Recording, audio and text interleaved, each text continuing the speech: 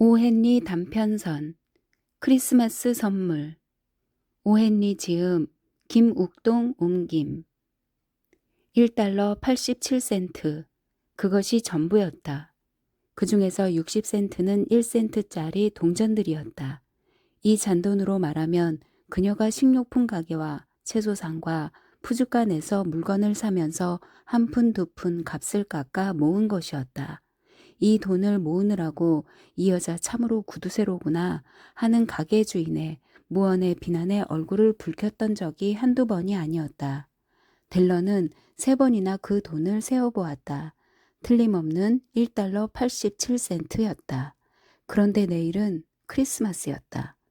낡고 초라한 조그만 침대에 엎드려 엉엉 소리내어 우는 수밖에는 별다른 도리가 없었다.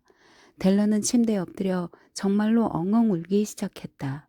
인생이란 흐느낌과 훌쩍거림, 그리고 미소로 이루어져 있으며 그 중에서 훌쩍거릴 때가 가장 많다는 어느 명언이 생각났다. 이 집 여주인이 흐느끼다가 훌쩍거리는 단계로 점차 옮아가는 동안 잠시 집안을 훑어보기로 하자. 가구가 딸려있는 일주일의 집세 8달러짜리 아파트. 말할 수 없을 정도로 누추한 집은 아니지만 혹 거짓대라도 몰려들지 않을까 경계해야 할 만큼 초라한 집이었다. 아래층 현관에는 아무리 보아도 편지가 들어갈 것 같지 않은 우편함과 아무리 손가락으로 눌러도 소리가 나지 않는 초인종이 달려 있었다.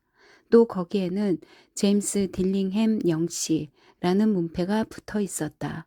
이 딜링햄이라는 이름은 경기가 좋아 이 집의 남자 주인이 일주일에 30달러씩 벌어들이던 시절에는 산들바람에 가볍게 나부꼈다.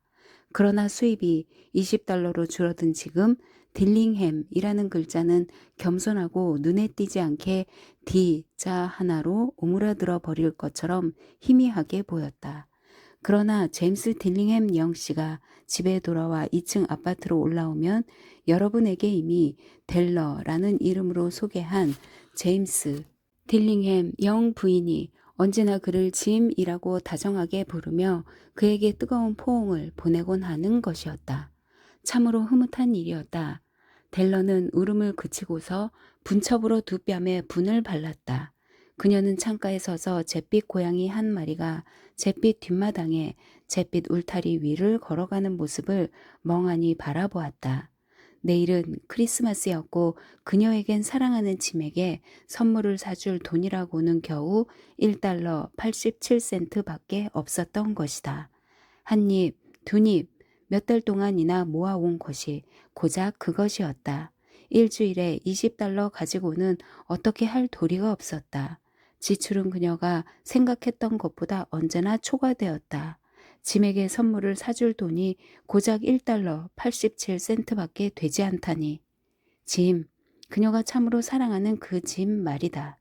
그에게 어떤 멋진 선물을 사줄까 궁리하면서 그녀는 얼마나 행복한 시간을 보냈던가. 무엇인가 멋지고 진기하고 진짜인 것, 집의 명예에 조금이라도 어울리는 그런 물건 말이다. 방 안의 창문과 창문 사이 벽에는 거울이 하나 달려 있었다. 어쩌면 여러분은 일주일에 집세 8달러짜리 아파트에서 그런 거울을 본 적이 있으리라. 그것은 몸이 몹시 야위고 꽤 민첩한 사람이라야 세로로 가느다랗게 재빨리 몸을 비추어 봄으로써 자신의 모습을 그런대로 정확히 헤아릴 수 있는 거울이다. 몸이 여인 편인 델러는 이런 기술을 잘 터득하고 있었다. 갑자기 그녀는 창문에서 몸을 돌려 거울 앞에 다가섰다. 두 눈은 밝게 빛나고 있었지만 20초도 안 되어 얼굴은 핏기가 가시고 창백하게 변했다. 그녀는 재빨리 머리채를 풀어헤쳐 길게 들이워 놓았다. 제임스 딜링햄 영 부부에게는 두 사람 모두가 몹시 자랑스럽게 여기는 물건 두 가지가 있었다. 그 하나는 일찍이 할아버지와 아버지한테서 물려받은 짐의 금시계였다. 다른 하나는 델러의 머리채였다.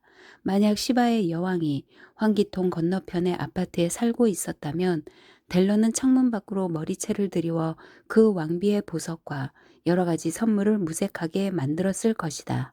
그리고 만약 솔로몬 왕이 지하실에 온갖 보물을 산더미처럼 쌓아놓고 이 아파트에 관리인 노릇을 한다면 짐은 그의 앞을 지나갈 때마다 시계를 꺼내 봄으로써 그 왕으로 하여금 너무 부러운 나머지 자신의 턱수염을 쥐어뜯도록 만들었을 것이다. 지금 델러의 아름다운 머리채는 갈색 폭포수가 떨어져 내리듯 물결치고 반짝이며 그녀의 어깨 아래로 흘러내렸다. 그녀의 머리채는 마치 옷을 입은 것처럼 무릎 아래까지 드리워졌다. 곧이어 그녀는 성마르게 머리채를 다시 감아 올렸다. 그러고는 잠시 몸을 비틀거리다 가만히 서 있더니 오래된 붉은색 융단 위에 눈물 한두 방울을 떨어뜨리는 것이었다. 델러는 낡은 갈색 재킷을 걸쳐 입고 낡은 갈색 모자를 썼다. 두 눈에는 아직도 눈물 방울이 그렁그렁한 채 스커트 자락을 나부끼며 총총히 층계를 내려와 한 길로 나섰다. 그녀가 발길을 멈춘 곳에는 마담 소프로니 머리용품이라는 간판이 걸려 있었다. 단숨에 계단을 뛰어 올라간 델러는 숨을 몰아쉬며 마음을 가다듬었다. 몸집이 크고 창백할 정도로 살결이 희며 싸늘한 느낌마저 주는 마담은 소프로니라는 이름이 별로 어울리지 않는 여자였다. 제 머리를 사시겠어요? 델러가 물었다. 네, 사지요. 마담이 대답했다. 모자를 벗고 머리채를 한번 보여주세요. 갈색 폭포수가 잔 물결을 일으키며 아래로 흘러내렸다. 20달러를 드리지요. 마담은 익숙한 손길로 머리채를 들어 올리며 말했다. 어서 빨리 주세요. 델러가 말했다. 아, 그 뒤 2시간은 좀 진부한 표현을 빌린다면 마치 장밋빛 날개를 탄 듯이 빨리 지나가 버렸다. 그녀는 짐에게 줄 선물을 사기 위해 가게들을 샅샅이 뒤지고 다녔다. 마침내 그녀는 짐에게 줄 선물을 찾아냈다. 그것은 정말로 누구보다도 짐을 위해서 만든 물건 같았다. 가게랑 가게는 샅샅이 다 뒤졌건만 다른 어떤 가게에서도 똑같은 물건을 찾을 수 없었다. 그것은 백금으로 만든 시계줄이었다. 디자인이 단순하면서도 고상하고 무릇 훌륭한 물건이 을에 그렇듯 번지르르한 장식에 의존하지 않고 품질만으로도 충분히 그 가치를 인정받는 그런 물건이었다. 그 시계줄은 짐이 차고 있는 귀중한 시계에 조금도 손색이 없었다. 그것을 보는 순간 그녀는 이것이 바로 짐의 것이로구나 하는 생각이 들었다. 어쩌면 그것은 짐과 같은 물건이었다. 수수하면서도 값진 이 표현이야말로 짐과 그 물건에 모두 잘 들어맞는 말이었다. 그 시계줄 값으로 21달러를 지불한 뒤 나머지 돈 87센트를 손에 든 채 그녀는 황급히 발걸음을 재촉하여 집으로 돌아왔다. 그의 시계에 이 시계줄을 단다면 짐은 이제 누구 앞에서도 떳떳하게 시계를 꺼내 볼 수 있으리라. 시계는 훌륭했지만 낡은 가죽끈을 시계줄 대신 사용하고 있었기 때문에 종종 남몰래 시계를 꺼내 보는 일이 있었던 것이다. 집에 돌아온 델러는 황홀했던 기분이 점차 사라졌다. 분별과 이성을 되찾은 것이다. 그녀는 머리를 곱슬거리게 지지는 인두를 꺼내고 가스 스토브에 불을 붙인 뒤 남편에 대한 사랑과 아낌없는 마음 때문에 볼품없이 되어버린 자신의 머리를 손질하기 시작했다. 그런데 이런 일이란 언제나 힘이 드는 일, 그야말로 엄청난 작업이었다. 40분이 채 안 되어 그녀의 머리는 작고 짧은 고수머리로 덮여 있었으며 마치 개구장이 학생을 닮은 모습이 되어버렸다. 그녀는 거울에 비친 자신의 모습을 오랫동안 주의 깊고 자세하게 바라보았다. 만약 짐이 나를 보자마자 죽이지 않고 내 모습을 바라본다면 그녀는 혼자 중얼거렸다. 나더러 마치 코니 아일랜드의 합창단원 같다고 할 거야. 하지만 난들 어떻게 하겠어. 아, 1달러 87센트 가지고 뭘 어떻게 할 수 있담? 7시가 되자 커피를 끓이고 스토브 위에 프라이팬을 달구어 고기 토막을 요리할 수 있는 만반의 준비가 다 되었다. 짐은 늦게 돌아오는 적이 한 번도 없었다. 델러는 시계줄을 손에 접어쥐고 그가 늘 들어오는 문 가까이 있는 탁자의 한 구석에 앉았다. 곧이어 층층대 첫 계단을 올라오는 그의 발걸음 소리가 들리자 그녀의 얼굴은 백직장처럼 창백하게 변했다. 그녀는 매일같이 아무리 사소한 일이라도 혼자서 짧게 기도를 드리는 습관이 있었다. 오 하나님, 저희로 하여금 제가 여전히 예쁘다고 생각하게 하여 주소서. 그녀는 지금 이렇게 나지막하게 중얼거리고 있었다. 문이 열리더니 짐이 들어오고 다시 문이 닫혔다. 몸이 여윈 짐은 몹시 엄숙한 표정이었다. 가엾게도 그는 이제 겨우 22살밖에 되지 않았다. 그런데 지금 가정이라는 무거운 짐을 지고 있는 것이 아닌가. 그는 새 외투가 필요했고 장갑마저도 없었다. 짐은 메추라기 냄새를 맡은 사냥개처럼 꼼짝도 하지 않고 문간에 서 있었다. 그의 두 시선은 델러를 응시했다. 그 시선에는 델러가 읽을 수 없는 표정이 감돌고 있어 그녀는 무서움에 떨었다. 그것은 분노도 놀람도 비난도 공포도 그렇다고 그녀가 각오하고 있던 그 어떤 감정도 아니었다. 그는 오직 얼굴에 이상 야릇한 표정을 머금은 채 그녀를 뚫어지게 바라볼 뿐이었다. 델러는 탁자에서 몸을 일으켜 살금살금 그에게로 다가섰다. 여보, 짐. 그녀가 큰 소리로 말했다. 저를 그런 눈으로 쳐다보지 마세요. 당신에게 선물을 드리지 않고는 크리스마스를 보낼 수가 없어서 제 머리채를 잘라 팔았어요. 머리는 다시 자랄 거예요. 괜찮지요? 네? 정말 어쩔 수 없었어요. 제 머리카락은 굉장히 빨리 자라요. 짐, 저에게 메리 크리스마스라고 말해주세요. 그리고 우리 행복해 해요. 당신을 위해 내가 얼마나 멋진, 얼마나 아름답고 멋진 선물을 샀는지 당신은 모르실 거예요. 당신 머리채를 잘랐다고? 짐은 아무리 머리를 써보아도 그 명백한 사실이 납득이 가지 않는다는 듯 힘들여 물었다. 그래요. 그걸 잘라서 팔았어요. 델러가 말했다. 어쨌든 전과 같이 저를 사랑해 주시는 거지요? 머리채가 없어졌어도 저는 저예요. 그렇지 않아요? 짐은 이상한 듯이 방안을 빙 둘러보았다. 당신 머리채는 이제 없어졌다는 말이지? 그는 거의 바보 같은 표정으로 멍청하게 말했다. 찾아갈 필요도 없어요. 델러는 말했다. 팔아버렸다고 하지 않았어요? 이제 팔아서 없어져 버렸어요. 여보, 오늘 밤은 크리스마스 이브예요. 저에게 상냥하게 대해주세요. 그 머리채는 당신을 위해 팔았으니까요. 어쩌면 제 머리 위에 자라나는 머리카락은 그 수를 헤아릴 수 있을는지 몰라요. 그녀는 갑자기 정다우면서도 진지하게 말을 이었다.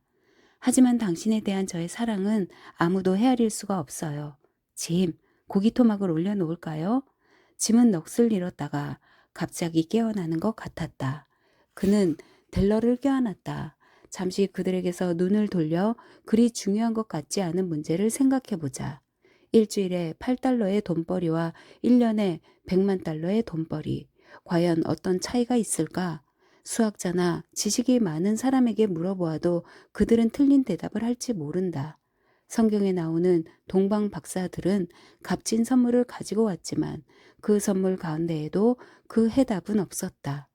이 수수께끼 같은 말의 뜻은 잠시 뒤에 밝혀지게 되리라. 짐은 외투 주머니에서 꾸러미 하나를 꺼내더니 그것을 탁자 위에 던졌다. 델러, 나를 오해하지 마. 그는 말했다. 당신이 머리채를 잘라버렸건 면도를 해버렸건 아니면 샴푸를 했건 그렇다고 내 어찌 당신을 덜 사랑할 수 있겠어? 하지만 그 꾸러미를 끌러보면 왜 내가 아까 한참 동안 멍해 있었는지 알 거야. 델러의 하얀 손가락이 재빨리 끈을 끄르고 포장지를 풀었다.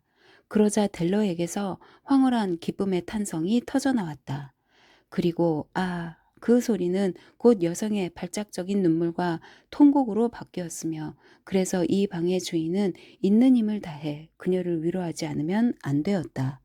바로 그 탁자 위에는 머리빗, 델러가 오래전부터 브로드웨이의 진열장을 바라보며 갖고 싶어 했던 옆 머리용과 뒷 머리용 모두 한 세트로 된 바로 그 빗이 놓여 있었다. 가장자리에 보석을 받고 진짜 거북이 등딱지로 만든 아름다운 빗이지만 지금은 사라져버린 그녀의 아름다운 머리채에는 마치 환영 같은 것이었다. 그 빗이 값비싸다는 것을 잘 알고 있는 그녀로선 그 머리빗을 갖고 싶다는 마음뿐이었지 실제로 소유한다는 것은 엄두도 내지 못하고 있었다. 그런데 지금은 마침내 그 물건을 갖게 되었지만 그렇게도 갖고 싶어 했던 빗으로 장식할 머리채는 사라지고 없었다. 그러나 그녀는 그 빗을 가슴에 꼭 껴안은 채 눈물이 글썽한 눈을 들어 마침내 미소를 지으며 입을 열었다. 짐, 제 머리카락은 무척 빨리 자라는 편이에요.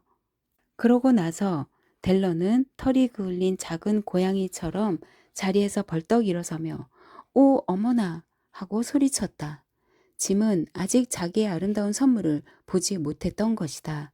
그녀는 손바닥 위에 그 선물을 올려놓고 간절한 마음으로 그에게 내밀었다. 은근한 빛깔에 값진 금속이 밝고 열렬한 그녀 영혼의 빛을 받아 반사하여 빛나는 듯했다. 짐, 멋지지 않아요? 그녀가 말했다. 이걸 구하려고 시내를 온통 샅샅이 뒤졌어요. 당신, 이젠 하루에도 몇백 번씩 시계를 꺼내보고 싶어 할 거예요. 자, 시계를 주세요. 이 시계줄이 당신 시계에 얼마나 잘 어울리는지 보고 싶어요.